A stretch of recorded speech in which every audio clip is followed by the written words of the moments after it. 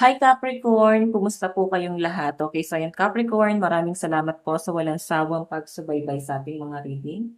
And kung ikaw ay bago pa lang sa ating channel, mag-subscribe na po kayo. Then click mo na rin yung ating notification bell para lagi kang updated sa ating mga bagong upload. Okay? So yan guys, sa mga interesado naman sa ating private reading, nasa description box below, yung link ng aking Facebook, i-message nyo na lang ako guys. Okay? Tingnan natin guys, ganap sa inyo this week. By the way, maganda pa rin na alam nyo inyong Sun, Moon, Rising, and Venus sign para sa iba pang guidance. Capricorn, Sun, Moon, Rising, and Venus sign. Tingnan natin ganap sa inyo this week. Okay. Meron tayong infinity. Inom lang ako ng tubig. Okay.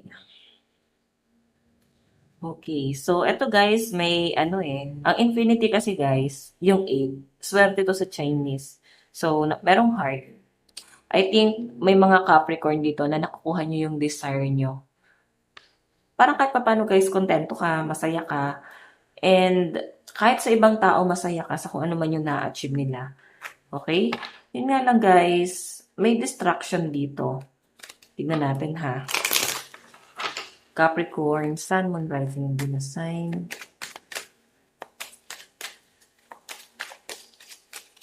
Meron tayong cool, relax, everything is fine. Ayan.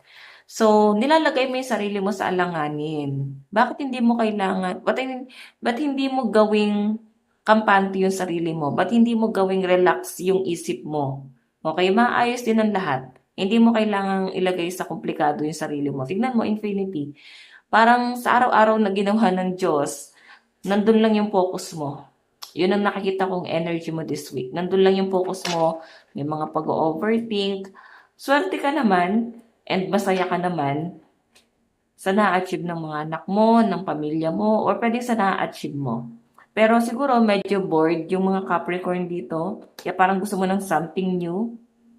Etong something new na to guys, ang nagbibigay sa inyo guys ng conflict.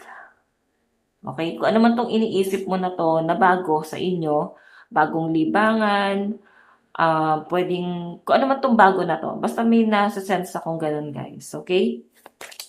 Ayan, magiging maayos din ang lahat. Kailangan mo lang guys ialis yung sarili mo sa ganito. May stress ka lang talaga. Maapektuhan pa yung ibang tao sa paligid mo. Pwede kasi guys na alam mo, maging irritable ka. Tignan pa natin Capricorn, Sun, Moon, Rising, and Venus sign. Meron tayong slowly but surely. Ayan o.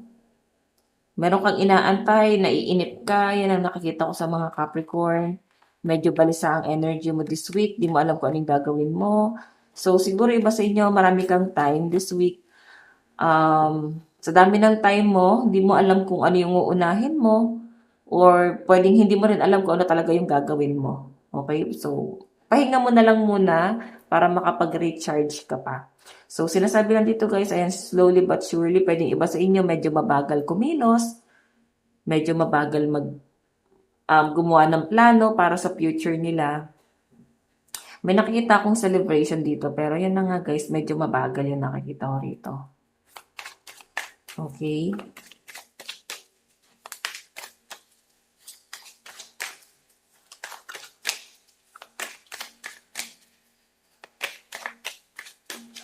Meron tayong stop complaining. Okay. So, ang daming demand. May nakikita ko guys mga argument na magaganap din this week. May nakikita ko guys, ayan, may mga sagutan. Basta medyo irritable ka sa kung ano man yung mga nakikita mo. Medyo palaaway yung energy na nakikita ko sa mga Capricorn. So, relax ka lang. Ang daming problema, no? Siguro baka ma-involve ka sa problema ng iba. So, mag-relax ka kasi may sarili kang buhay. Okay? May sarili kang problema na kailangan mo, guys, pagtuunan ng pansin. May nakikita ko sa mga Capricorn dito, guys, na sobra kang naapektuhan physically, emotionally, and baka pati nga health nyo naapektuhan na. Ganun eh. Ang dami guys, negativity sa paligid mo. Tignan mo naman. Ang dami nagrarant sa inyo. Medyo naiinis ka na rin sa mga taong nagrarant. Hindi mo na rin guys gusto yung nangyayari sa paligid mo. Siguro naapektuhan ka guys sa gobyerno. Ayan. Kung ano man yung nakikita mo sa gobyerno, baka malaking impact sa inyo, no? Okay? Tignan pa natin, Capricorn, Sun, Moon, Rising, and Venus sign. Capricorn.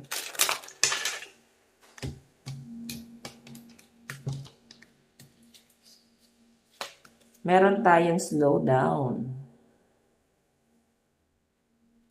Okay, so sinasabi lang dito guys, medyo ano ka, prangka ka this week.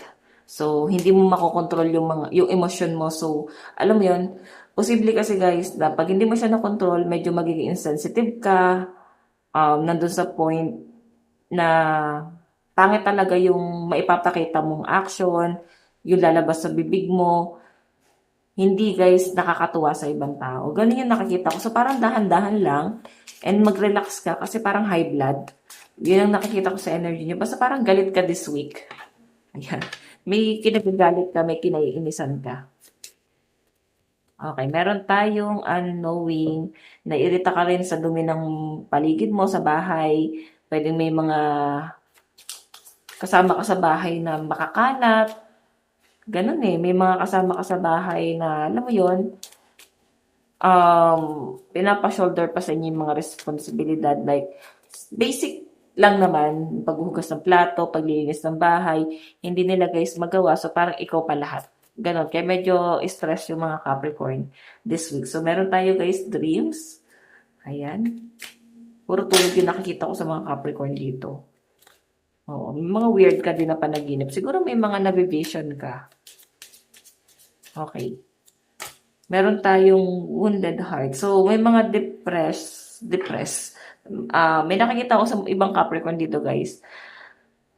Yung pag-overthink mo, papunta na siya sa anxiety or depression. Kaya yung iba sa inyo, parang gusto niyo lang, guys, tulog ng tulog. Yun yung nakikita ko sa inyo, guys, eh. Dala ng stress. Okay? Ayan, tignan natin, guys, ang inyong advice. May mga broken hearted dito. Baka magkaroon kayo guys ng pagtatalo ng person mo. Ayan. Merong hindi pag-uusap. Advice, meron tayong you are safe here. So, kung nasan ka, stay ka na lang muna dyan kaysa ano yung magawa mo this week. Kasi medyo impulsive ka this week, no? Hindi mo makokontrol yung emosyon mo. Yan ang nakakita ko sa inyo, Capricorn. Okay, so yan guys. Ito lang naman po ang inyong weekly reading. Maraming salamat po. God bless and love you all. Bye-bye po.